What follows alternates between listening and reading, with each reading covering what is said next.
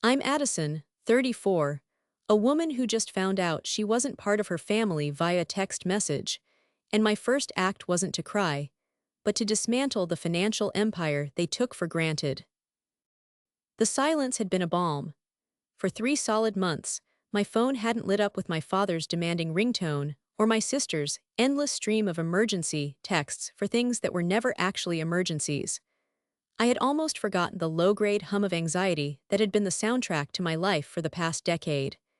In its place was a quiet stillness I was beginning to crave, a peace that felt both foreign and deserved. I was a wealth management consultant, skilled at bringing order to the chaotic finances of others, yet the one account I could never seem to balance was my own family. My family operated on an unspoken transactional basis. Their love and approval were commodities, and the price was my unwavering compliance, and more specifically, my professional expertise. This dynamic was never more apparent than during the sale of my father's company 5 years ago. Robert, my father, had built a moderately successful manufacturing business through sheer force of will, but his passion for the work was matched only by his disdain for paperwork. When a major conglomerate made an offer to buy him out, it was the culmination of his life's work. It was also a complete administrative disaster.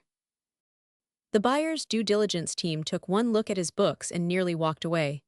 Records were missing, tax filings were a mess of estimates and forgotten receipts, and inventory logs were little more than hopeful guesses. My father, a man whose pride was as vast as his temper, was humiliated.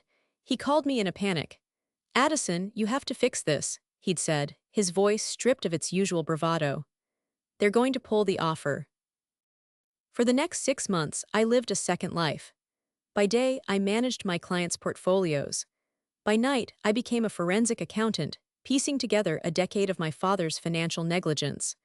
I worked until my eyes burned, fueled by coffee and a desperate need to keep my family from ruin.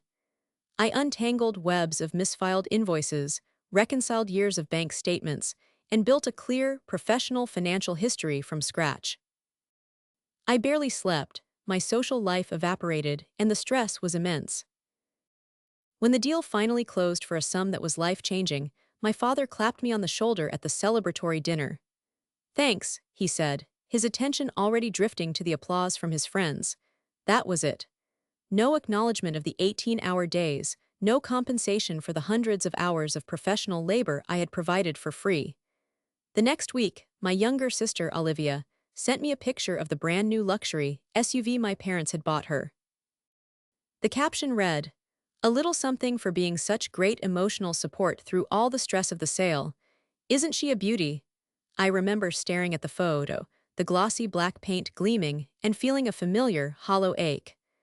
I had saved the ship from sinking, and she was rewarded for watching from the shore. This pattern cemented itself when it came time to manage the proceeds. The money was vast enough to sustain my parents' comfortable retirement and fund Olivia's whimsical, and often expensive, lifestyle. But their spending habits were alarming.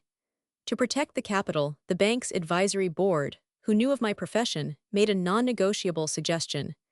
They would help establish a family trust, but only if I, Addison, was appointed as the primary trustee. I was the only one with the financial literacy to manage it responsibly. I was given override control over any major lines of credit and withdrawals over a certain threshold. My family agreed because what choice did they have, but they never truly accepted it. They saw the trust not as a tool for long-term security, but as a bank account with an annoyingly prudent manager. My father resented having to ask his daughter for money. My mother, Helen, fretted every time I questioned an expense, worried it would impact her standing at the country club. And Olivia treated me like a stubborn ATM. She saw my responsible stewardship not as a protection of her own future inheritance, but as a personal slight. This brings me to the 3 months of silence. It wasn't a peaceful truce. It was a cold war. The casus belli was Olivia's wedding. She had gotten engaged to a man I'd met twice and decided she needed a destination wedding in a refurbished Italian castle. The budget she presented me was staggering, culminating in a request for a $250,000 withdrawal from the trust. I ran the numbers. I created projections. I showed her, calmly and with spreadsheets to back me up, that such an expense was reckless. It would not only diminish her future security, but also jeopardize the funds my parents needed for their own long-term care. Liv, a beautiful wedding is one thing, I had explained over a tense video call. This is $250,000. It's not financially sound. She accused me of being jealous. My father called me, his voice tight with rage, and said I was trying to control their lives. It's our money, Addison, you just hold the keys. And my name is on the legal documents as the one responsible for protecting it, I had replied, my voice shaking slightly. I won't approve it. It's my fiduciary duty. That was the last time we'd spoken. They cut me off completely. No calls, no texts, no emails. It hurt, but the quiet that followed was a relief. I started to build a life where I wasn't constantly bracing for the next financial fire or emotional manipulation. I was finally, tentatively, at peace. Until that afternoon, I was at my desk, reviewing a client's quarterly report when my phone buzzed. A text from a number I hadn't seen in 3 months. My father. My stomach twisted into a familiar knot. For a moment, I thought it might be an olive branch, a grudging admission that maybe I had a point. I tapped the screen, my hope flickering for a split second before the words on the screen extinguished it completely. The message was short, brutal, and surgically precise in its cruelty. It landed with the force of a physical blow, knocking the air from my lungs. We've decided it's better this way. Your constant negativity is a drain on this family. You're cut off. You're not blood anymore. I read it once, then twice. My brain struggled to process the sentences. Cut off, I understood that part. We hadn't spoken in months. This was just the formal declaration of a war that had long been underway. Constant negativity. That was their translation of my fiscal responsibility, my refusal to rubber stamp their every whim. But the last 4 words, they hung in the air, shimmering with a venom I couldn't comprehend. You're not blood anymore. It was a strange phrase. Not you're not my daughter anymore, or you're out of the family. The wording was specific, not blood. It was the kind of thing you'd say to sever a tie that was never really there to begin with. An involuntary tremor started in my hand, my phone vibrating against my palm. My office, usually a sanctuary of calm professionalism, suddenly felt like a sterile, airless box. The muted tones of the decor, the quiet hum of the server, the view of the city skyline, it all seemed to belong to someone else's life. A memory, distant and hazy, surfaced. I was 8 years old, sick with a bad case of strep throat. Our family doctor, a kind old man named Dr. Miller, was making a house call. He needed to confirm my blood type for a new medication. My mother, Helen, had hovered nervously. Oh, I have it written down somewhere, she'd said, bustling away to rummage through a desk drawer. It's A negative, just like Robert's, so unusual. Dr. Miller had smiled. Actually, Helen, that's not possible. My mother froze. What do you mean? Well, the doctor said gently, you're O positive. If Robert is a negative, your biological child could be A or O, but the Rh factor would have to be positive if you're the mother. Addison is B positive. She can't be the biological child of both of you. A thick, heavy silence filled the room. I was just a child, feverish and confused, but I understood the shift in the atmosphere. It was like a window had been thrown open in the dead of winter. My mother had laughed, a brittle, unconvincing sound. Oh, you doctors and your charts, I must have gotten it all mixed up. Robert's brother, his late brother, he was B positive. I always get them confused. She had quickly changed the subject, and it was never spoken of again. Until now. You're not blood anymore. The memory, long buried under the weight of years, clicked into place with sickening clarity. It wasn't a metaphor. It was a confession. My father wasn't just disowning me in a fit of pique. He was deploying a truth he had kept hidden for 34 years as his final, most devastating weapon. All the years of feeling like an outsider, the subtle but persistent sense that I was on a different wavelength from my parents and sister, that my successes were tolerated while Olivia's were celebrated, it all coalesced into a single, ugly point. I wasn't just the less favored child. I was the other child, the imposter. A wave of nausea washed over me.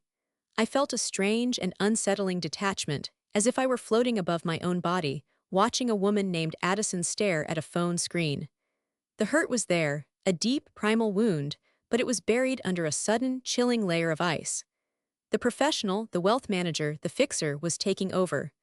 My emotions were a liability, logic was a shield. My father had made a critical error. He had intended to wound me, to bring me to my knees with the emotional devastation of his revelation. But in confirming that I was not his blood, he had also severed the very obligation I felt toward him. The duty I felt to protect his legacy, to clean up his messes, to safeguard his future, it was all tied to the belief that he was my father. He had just handed me my own Emancipation Proclamation. He thought he was cutting me off. He had no idea what he had just unleashed. He had severed the emotional chain, but he had forgotten about the financial one, the one where I still held all the keys. And his name, I realized with a cold certainty, was not the only one on the trust. The icy calm that settled over me was absolute. The emotional storm was still raging somewhere deep inside, but on the surface there was only clarity. My father had used the truth as a weapon. I would use the truth as a shield. The truth was, I was the trustee. The truth was, my fiduciary duty was to the long-term health of the trust, not to the short-term whims of its beneficiaries. And the truth was, the beneficiaries had just declared, in writing, that their relationship with the trustee was formally terminated. I swiveled in my chair, turning away from the window and the life I thought I knew. I pulled my keyboard closer. My fingers, steady and sure, moved with practiced efficiency. I was no longer Addison, the daughter. I was Addison, the wealth management consultant, and I was about to perform a clinical, necessary, and entirely justified action. I opened my secure browser and navigated to the portal for the family trust's primary financial institution. I entered my credentials, my username, and a complex password that only I knew. I completed the two-factor authentication, a code sent to my personal cell phone, the same phone that now held my father's devastating text. The irony was not lost on me. The dashboard loaded, a familiar landscape of figures and charts that I knew as well as my own reflection. I could see the total value of the trust, the recent expenditures, and the available credit line. The main line of credit was a generous one, designed for emergencies and large, planned purchases. In practice, it had become my family's daily expense account. My mother's lunches at the club, Olivia's endless online shopping, my father's golf membership fees. It all went on that line of credit, which I, as trustee, then paid off from the trust's investment income at the end of each month. It gave them the illusion of limitless funds while I managed the reality behind the scenes. I navigated to the account management section. My mouse hovered over the link, Manage Credit Lines. A flicker of hesitation. A ghost of my former self, the dutiful daughter, whispered in my mind, "This will cause chaos. Mom will panic. Liv will be stranded." Then my father's words echoed back, sharp and clear, "You're not blood anymore." He wanted me gone, he wanted me erased. He didn't get to keep my services while discarding my personhood. The relationship was transactional, and the transaction was now complete. I had held up my end of the bargain for years. I had managed their money, secured their future, and absorbed their resentment. My payment was a place in the family, a sense of belonging, however conditional. Payment had been rescinded. Therefore, services would no longer be rendered. I clicked the link. The page listed the authorized users on the credit line, Robert, Helen, and Olivia. Next to each name was a set of options. My gaze fell on the master control for the entire account. Account status, active. Beside it was a drop-down menu. I clicked it. The options were simple: active, restrict, freeze, close. Closing the account would be a lengthy process and could have unforeseen tax implications. Restricting it would only limit the spending amount. But a freeze was immediate and total. It would decline all transactions, pending review and reactivation by the primary trustee. Me. I selected freeze. A confirmation box popped up. Are you sure you want to freeze this line of credit? All pending and future transactions will be declined until the freeze is lifted. I thought of Olivia's SUV, bought with money I had saved. I thought of my father's dismissive thanks. I thought of my mother's anxious phone calls, not asking how I was, but asking if I had approved Olivia's latest spending request. I thought of the lonely nights I'd spent fixing their mistakes, driven by a familial duty they had just informed me was based on a lie. My finger pressed down on the mouse. Click. The screen refreshed. A red banner appeared at the top of the page. Account status, frozen. It was done. I felt no triumph, no vindictive pleasure, just a profound and hollow quiet. I had simply closed a door that my father had already blown off its hinges. Then, systematically, I logged out of the portal, cleared my browser cache, and took a slow, deep breath. I looked back at my phone. The text message from my father was still there. I didn't delete it. It was evidence. Instead, I tapped on his contact information. My thumb hovered over block this caller option. For years, I had dreamed of the peace that would come with this single action, but I'd never had the courage. It felt too final, too cruel. Now it felt like simple housekeeping. He had cut me off. I was just tidying up the loose ends. I blocked his number, I blocked my mother's, I blocked Olivia's. The silence that followed was different. It wasn't the tense quiet of a Cold War. It was the deep, resonant silence of a sealed room. The game was over. The only question was how long it would take for them to realize they were no longer playing. I turned back to my client's report, my mind strangely clear. I had work to do, my real work. For the first time in my adult life, I was responsible for no one but myself and the people who actually paid for my services. The feeling was terrifying, and it was glorious. It took less time than I expected. 4 hours, to be exact. I had managed to lose myself in my work, the familiar rhythms of market analysis and portfolio adjustments acting as a strange sort of comfort. The chaos I had unleashed felt distant, a problem for a different family. Then my work phone, the one they didn't have the number for, buzzed with a notification. It was a voicemail alert from my personal line, which I had set to automatically decline calls from unblocked numbers. Curiosity got the better of me. I put my desk phone on speaker and accessed my personal voicemail. Her voice, thick with tears and outrage, filled my quiet office. Addison, pick up the phone. What did you do? It was Olivia. She was sobbing, but it was the performative, theatrical sobbing she used when she didn't get her way. I was just at the salon and my card was declined. Declined, do you know how embarrassing that is? The receptionist looked at me like I was a peasant. Then I tried Mom's card and it was declined too. I called her and she's freaking out. She was trying to buy groceries and she had to leave everything at the checkout counter. Everything. There was a pause, filled with a hiccuping breath. I pictured her perfectly. Standing on a pristine sidewalk, her perfectly styled hair catching the afternoon light, genuinely bewildered that the magic money tap had been turned off. Mom said you must have done something. This is because of the wedding, isn't it? This is your petty revenge because you're jealous that I'm happy. You have to turn it back on, Addie. You have to. Mom's freaking out. Call me back, now. The voicemail ended.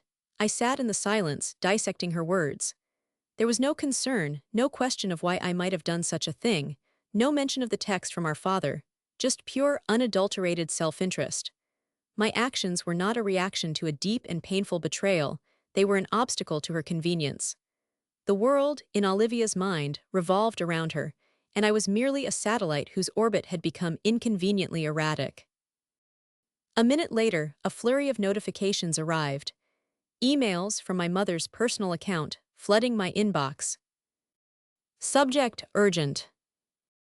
Addison, Olivia just called me in tears. What is going on with the cards? Please fix this immediately. This is not funny. Subject: call me at once. Robert is on his way to the golf club and his card will be declined. You know how he gets. Please, whatever this is, just stop it. Subject, your sister is hysterical. She thinks this is about the wedding. Is it? We can talk about the wedding. Maybe we can find a compromise. Just turn the cards back on. You're making a scene. My mother, Helen. Her messages were a perfect portrait of her character. Conflict avoidant, terrified of social embarrassment, and always trying to smooth things over without ever addressing the root cause. She wasn't angry about the not blood text. She was probably terrified of it and the fallout it might cause. Her priority wasn't her daughter's pain, but the potential for a scene at the grocery store or the golf club. The offer to compromise on the wedding was the most telling part. It was a bribe, a clear signal that their affection and reason could be bought if the price was right. I didn't reply. I created a new folder in my email client, titled Family Correspondence October, and dragged her messages into it unread. The calm I had felt earlier was beginning to crack. It wasn't guilt that was seeping in, but a profound and weary sadness. For years, I had held onto a sliver of hope that underneath the selfishness and the drama, there was a family that loved me. I had made excuses for them, rationalized their behavior, and accepted the role of the ever-reliable, ever-present fixer because I thought that was the price of admission. But Olivia's voicemail and my mother's emails laid the truth bare. I was not a daughter or a sister. I was a function, a utility, the person who kept the lights on. They didn't miss me, they missed what I did for them. The silence over the past 3 months hadn't been a punishment for them. It was a luxury they could afford because they knew, in the back of their minds, that I was still there, managing the trust, ensuring the bills were paid. My father's text wasn't an aberration. It was a crystallization of their true feelings. He had just been the only one blunt enough to say it out loud. He had given me a gift, I realized, the gift of clarity. I knew what was coming next. My father was not a man who tolerated being ignored or having his authority challenged. When his golf club membership was declined, he wouldn't call me crying. He wouldn't send panicked emails. He would escalate.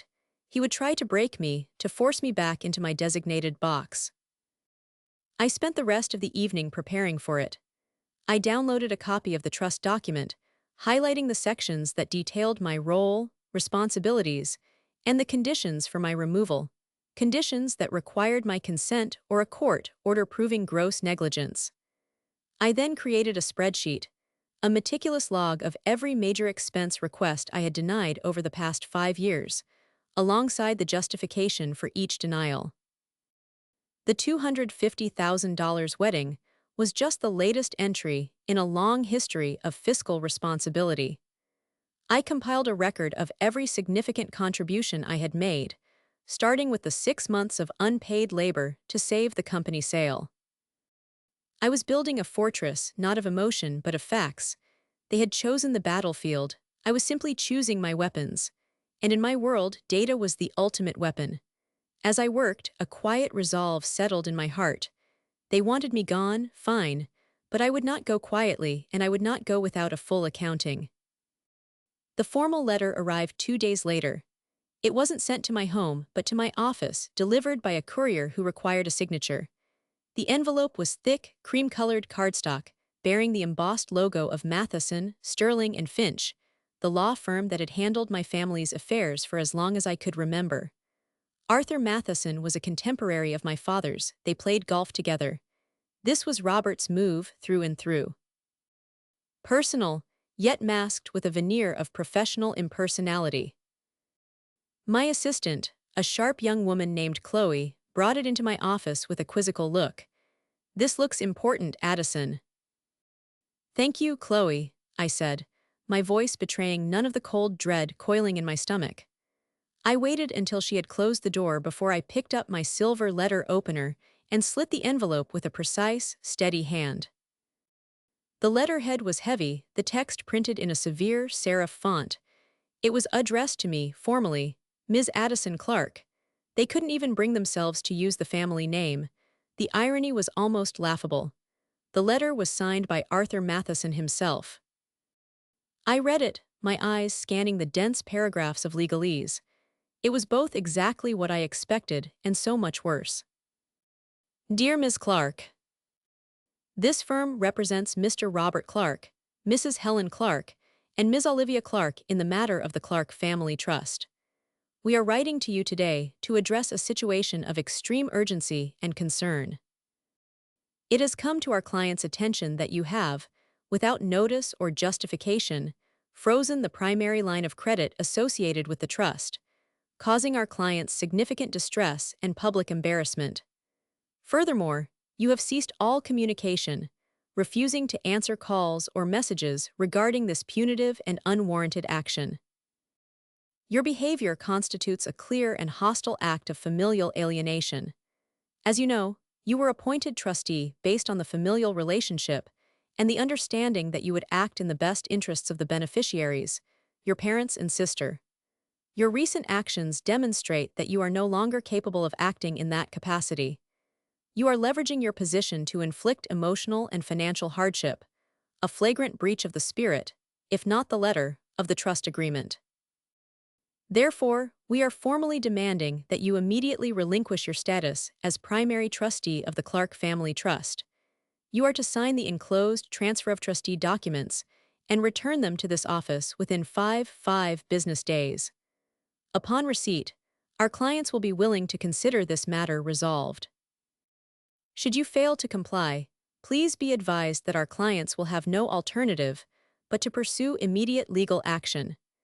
We will petition the court for your removal on the grounds of fiduciary misconduct, breach of trust, and the causing of intentional emotional distress. We are confident the court will see that your continued oversight of the family's assets, in light of your demonstrated animosity, is untenable. We await your prompt compliance. Sincerely, Arthur Matheson, Senior Partner, Matheson, Sterling and Finch. Tucked behind the letter were the transfer documents, already filled out, with a small yellow sticky tab indicating where I was supposed to sign my name, my future, and my passed away. I put the letter down on my desk and leaned back in my chair, looking out at the city. The threat was clear: cave to our demands, or we will drag your name through the mud. They were going to paint me as the villain, a bitter, vengeful daughter using her financial power to punish her loving family. They would conveniently omit the years of service, the saved business deal, and most importantly, the text message that had started it all. The phrase, familial alienation, struck me. It was a masterful piece of legal spin. They were accusing me of severing the family tie that my father had already explicitly severed. They were positioning themselves as the victims of the very situation they had created. For a moment, the weight of it all pressed down on me. The thought of a protracted court battle, of my personal life being dissected by lawyers, of Arthur Matheson, a man who had known me since I was a child, arguing against me, was nauseating. It would be expensive, exhausting, and emotionally devastating. This was their checkmate. They thought I would crumble. They thought the threat alone would be enough to make me sign the papers and disappear, tail between my legs. But as I stared at the letter, something shifted. The sadness and the dread began to recede, replaced by a cold, hard anger, a righteous anger. They had lied to me my entire life. They had used me for my skills and resented me for my prudence. And now, after disowning me in the cruelest way imaginable, they were attempting to bully me into silence. They had accused me of breaching the spirit of the trust. I had upheld it to the letter. They accused me of fiduciary misconduct. I had a 5-year paper trail that proved the exact opposite. They had started a war of words, of accusations and threats, and they had no idea how well armed I was. I looked at the text from my father, still saved on my phone. "You're not blood anymore." I looked at the lawyer's letter. "Your behavior constitutes a clear and hostile act of familial alienation." They had given me everything I needed. They had written the script for their own downfall. The demand was that I relinquish my role as trustee. Fine, I would, but I would do it on my terms, not theirs. And I would make sure the truth, the whole truth, was entered into the official record. I pulled a fresh legal pad from my drawer and picked up my favorite fountain pen. I wasn't going to respond with anger or emotion. I was going to respond with a statement of facts, a statement they would never see coming. My response was not a letter. It was a formal statement, crafted with the same precision and detachment I would use for a high-stakes corporate negotiation. I would not engage with their emotional language or their accusations.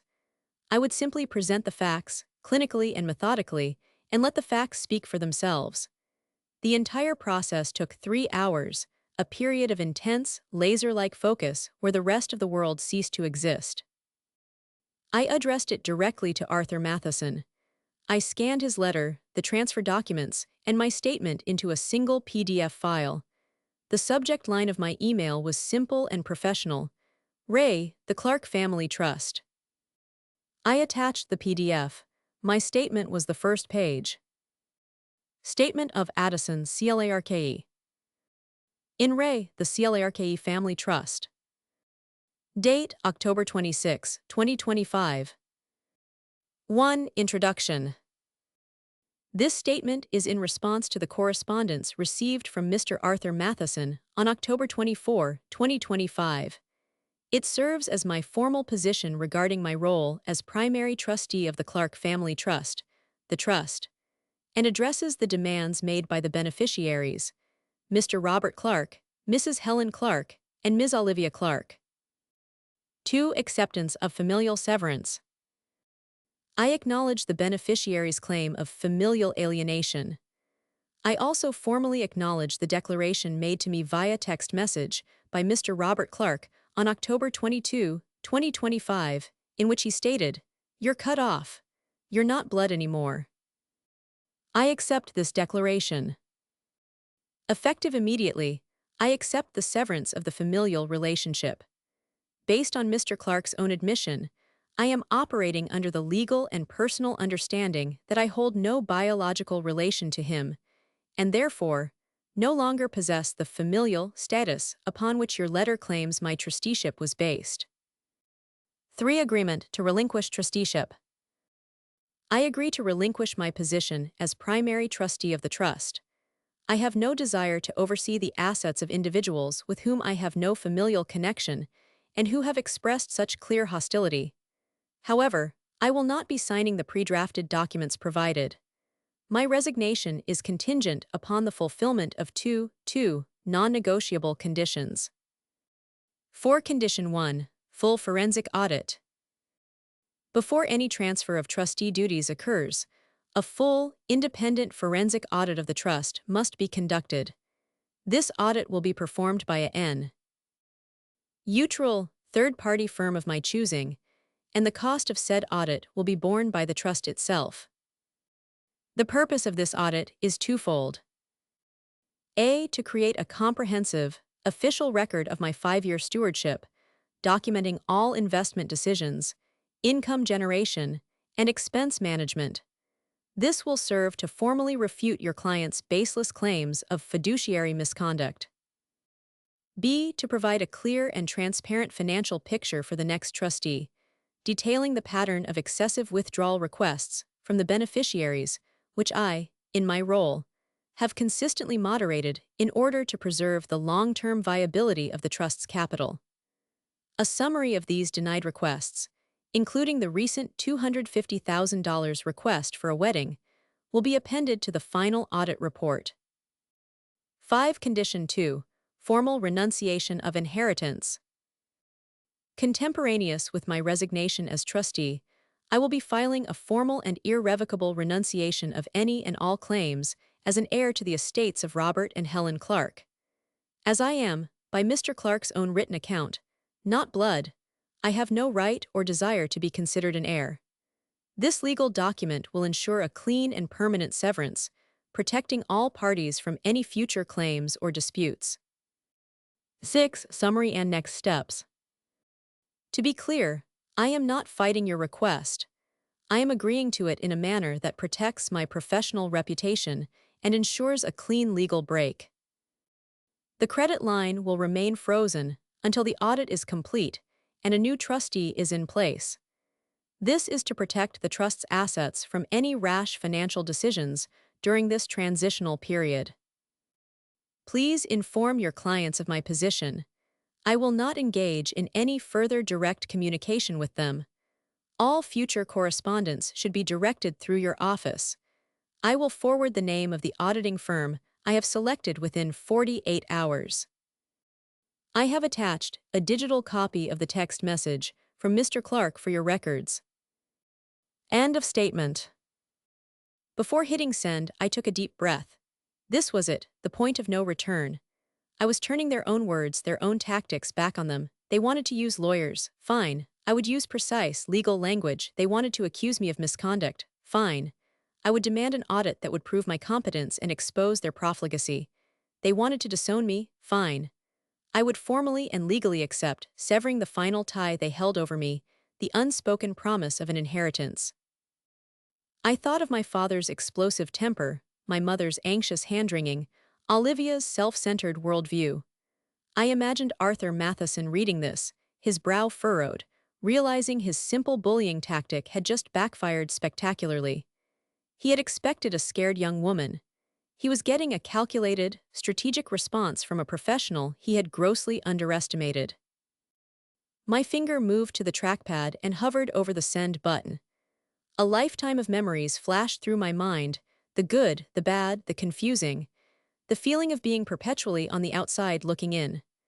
The constant, draining effort to be good enough, responsible enough, perfect enough to earn the love they gave my sister so freely. It was all over. With one click I could end it. I could choose myself. I hit send. The email vanished from my outbox. A profound sense of lightness filled me, so intense it was almost dizzying. The fortress I had been maintaining my entire life, the one built to withstand their moods and manipulations, crumbled away. Not because it was breached, but because it was no longer needed. I was walking away from the battle, leaving them to fight amongst themselves within the walls they had built. The weight was gone. I was free. The silence that followed was absolute. For 48 hours, there was nothing. No frantic voicemails, no panicked emails, no further communication from Arthur Matheson. It was a silence so complete that it felt loud, a void where a lifetime of noise had been. I half expected an immediate, explosive reaction, but there was only stillness. During those 2 days, I went about my life with a strange sense of detachment. Work felt easier, the air in my apartment felt lighter. I slept through the night for the first time in years, a deep, dreamless sleep, unburdened by the phantom weight of my family's expectations. It was in this quiet interlude that I realized the truth. I had been grieving the loss of my family for years. The text message and the lawyer's letter weren't the cause of death, they were just the signing of the certificate. The finality of my statement hadn't broken my heart, it had set it free. The break came on the 3rd day, with a terse, formal email from Arthur Matheson's office. Subject: Ray, the Clark Family Trust. Ms. Clark, we are in receipt of your statement. Your conditions are under review. We will be in touch. Under review, 2 words that spoke volumes. It meant they had no immediate legal counter. Move, it meant my demand for an audit had them cornered. An audit would lay bare their financial recklessness for the court, for the bank, and for any new trustee to see. It would vindicate me completely. They had opened Pandora's box, and I was simply insisting on a full inventory of its contents. Their attempt to quietly push me out and seize control had failed. Now, they had to negotiate. A week later, a second email arrived. This one was different. It conceded the point. They agreed to the audit. They asked for a list of approved firms. They were capitulating, not out of remorse, but because they had no other choice. My cold, logical strategy had worked. The weeks that followed were a blur of sterile, professional correspondence. I selected a top-tier forensic accounting firm. I drew up the legal documents for my renunciation of heirship. I communicated only through lawyers. I never spoke to Robert, Helen, or Olivia again. The preliminary audit report landed in my inbox a month later. It was a masterpiece of financial truth-telling. It detailed my careful management, the healthy growth of the trust under my stewardship, and a long, damning list of the beneficiaries, spending habits and my interventions to curb them. It was my vindication in black and white. The final transfer happened on a gray Tuesday in December. I signed the last document, officially handing over control of the trust to a corporate trustee from the bank. The new trustee, a polite man named Mr. Davies, shook my hand. "The file you've provided is immaculate, Ms. Clark," he said, with genuine professional respect. "One of the best managed private trusts I've ever seen." And that was it, the tie was cut. I walked out of the lawyer's office into the crisp winter air, feeling not a sense of loss but a profound sense of peace. My father had tried to shatter my world by telling me I wasn't his blood. He thought it was my greatest weakness, the secret that would undo me. But he was wrong. It was my greatest strength. It was the key that unlocked my cage. I don't know what happened to them after that. I imagine their lifestyle had to change. I imagine the arguments that must have erupted when the limitless credit line was replaced by a strict corporate-managed budget. I imagine they blame me for all of it. But their thoughts, their anger, their chaos, it can no longer reach me. It is the sound of a distant storm, and I am safely indoors. My life is quiet now. It is my own. I have found that family is not about blood or obligation. It's about the people who choose you, who respect you, and who love you for who you are, not for what you can do for them. I am building a new family, one based on love and mutual respect. So, I ask all of you listening, have you ever been made to feel like an outsider in your own family? Have you ever had to choose between your own well-being and the toxic demands of others? It's the hardest decision in the world, but sometimes, the only way to truly find yourself is to accept that you don't belong where you thought you were supposed to be, and to have the courage to walk away.